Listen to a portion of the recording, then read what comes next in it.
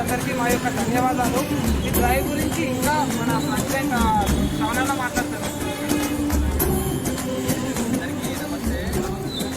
అందరికీ నమస్తే. మన దాతృ ఫౌండేషన్కి జోగసీతమ్మ డ్రైవ్కి వచ్చిన తమ్ముళ్ళకి అన్నలకి అందరికీ ధన్యవాదములు. దాన్నే మనము ప్రతి శనివారం ఫుడ్ డొనేషన్ చేయాలని కోరుతున్నాను. ఇప్పుడు